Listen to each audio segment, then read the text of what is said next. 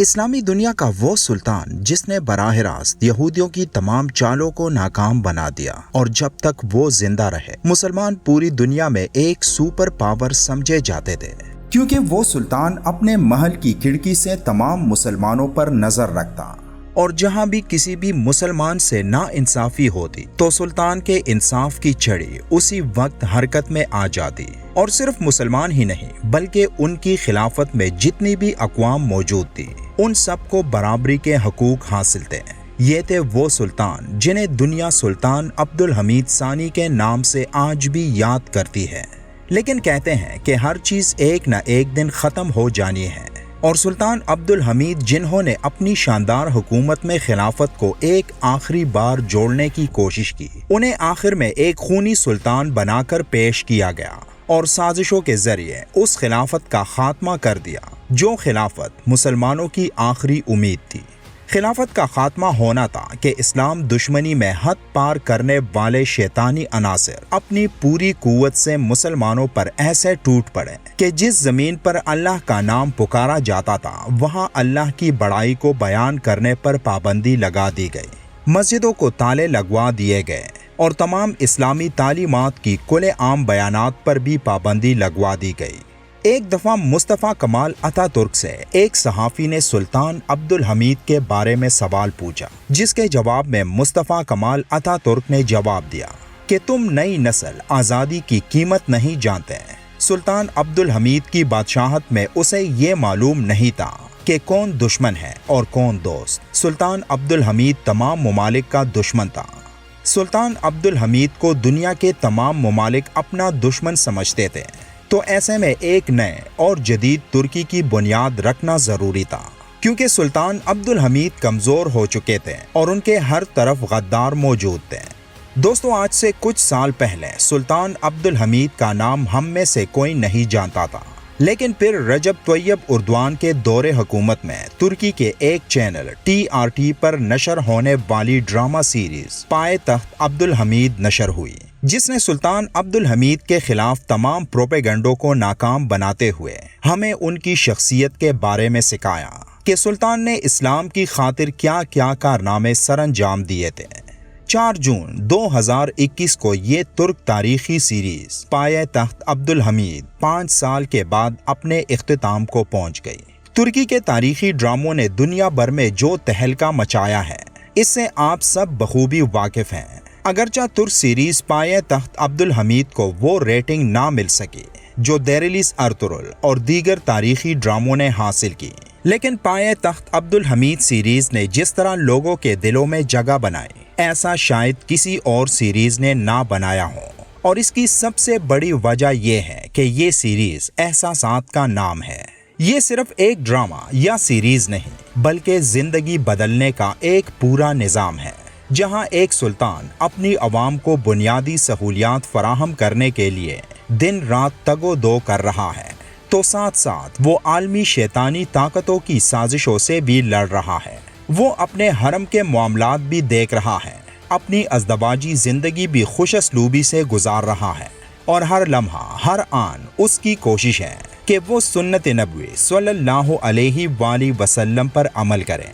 سلطان عبدالحمید نے دشمنوں کی سازشوں کو جس طرح ناکام بنایا تو اس کے بارے میں صرف ہم ہی نہیں کہہ رہے بلکہ اس کا اعتراف ان کے ہم اثر مخالفین بھی کیا کرتے تھے۔ برطانیہ، روس، ہنگری سمیت یورپ کے اکثر ممالک کے شہنشاہ سلطان عبدالحمید کی سیاست اور بلا کی ذہانت کے متعارف تھے۔ سلطان عبدالحمید کی ایک ریکارڈنگ سوشل میڈیا پر موجود ہے جس میں دعویٰ کیا جا رہا ہے کہ یہ ان کی اصل آواز تھی، لیکن وثوق سے یہ بات کوئی نہیں جانتا کہ کیا واقعی یہ آواز انہی کی تھی یا نہیں۔ بہرحال اس ریکارڈنگ میں ان کے آخری الفاظ موجود ہیں جن میں وہ دعا کرتے سنائی دیتے ہیں۔ Allah helal et. Şahsımı değil. Milletimi bu hale getirenlere hakkımı helal etmiyorum.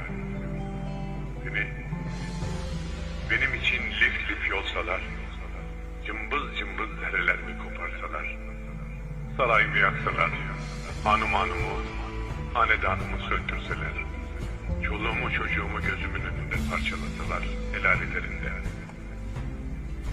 Sevgilinin yolunda yürüdüğüm için beni bu hale getiren ve milletimi ateşe atan insanlara hakkımı helal etmem. Allah, mukaddes isimlerine kurban olduğum Allah. Ya Adil, bana Kızıl Sultan adını takan ve devrilmem için ellerinden geleni yapan Ermenileri şimdi beni devirenlere parçalatıyor. Bu cellatları da kim bilir kimlere parçalatacağız. Fakat Ya Rahman, adaletinle tecelli edersen hepimiz kül oluruz. Biz de acı. Resulünün, sevgilinin, kainatın efendisinin nurunu kaybeder gibi olduğu için bu hale gelen millete rahmetinle, fazlınla, lütfunla tecelli et. Ya Kadir, kundaktaki yavruyu gagasına almış kaçıran leş kuşunu düşürüp çocuğu kurtarmak ancak senin kudretine sığabilir. Leş kuşlarının gagasında kundak çocuğuna dönen milletimi kurtar Allah. Ya Mabud, ömrümde tek vakit farz namazı kaçırdığımı hatırlamıyorum. Ama tek vakit namazım olduğunu iddiaya da nefsine kuvvet bulamıyorum. Huzurunda eriyeceğime kaskıdı kalıyorum ve duada ruh teslim edeceğine yatağımda kıvranıyorum. Sana kulluk göstermeyen bu kulunu affet Allah. Eğer yılları tesbih dizisince süren hükümdarlığımda seni bir kere anabildim, Resulüne bir an bağlanabildimse, Allah'ı o bir kere ve bir an yüzüstü hürmetine kabul etti. Ya Sübhan, şu titrek elleri kıyamet gününde sana, ümmetim diye yalvaracak olan Habibinin eteğinde şimdi, milletim diye dilenen bu ihtiyarın duasını geri çevirip, milletimi evvela bazı badel mevsiz bir ölümle yok etmeye götüren sahte kurtarıcılar ve sahte kurtuluşlardan kurtar. Ve ona bir gün gerçek kurtarıcıları, gerçek kurtuluşu nasip et. Benim artık bu dünya gözüyle görebileceğim hiçbir saadet ümidim kalmadı.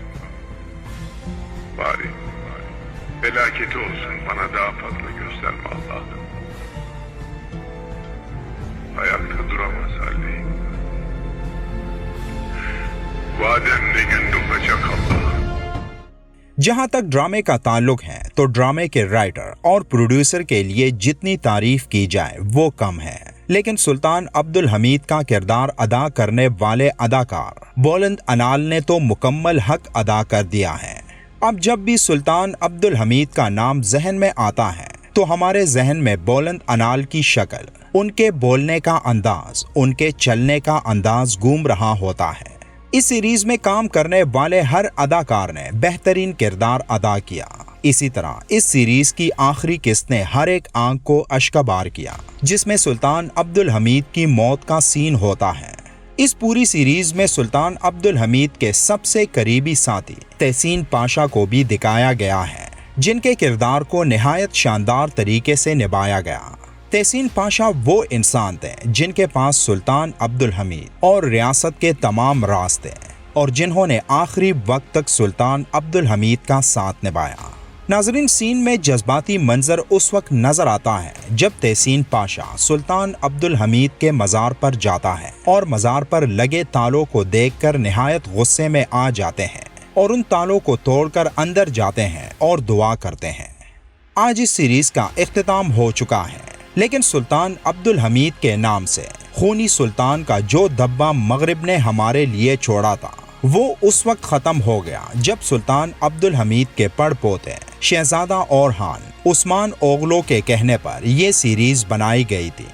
یقیناً وہ آج بہت خوش ہوں گے کیونکہ انہوں نے صرف اسی مقصد کے لیے یہ سیریز شروع کرنے کی تجویز دی تھی تاکہ میرا سلطان اور قسم سلطان ڈراموں میں جس طرح عثمانی سلاطین کو بدنام کیا گیا تھا تو ان تمام ڈراموں کو ان کا جواب مل سکے۔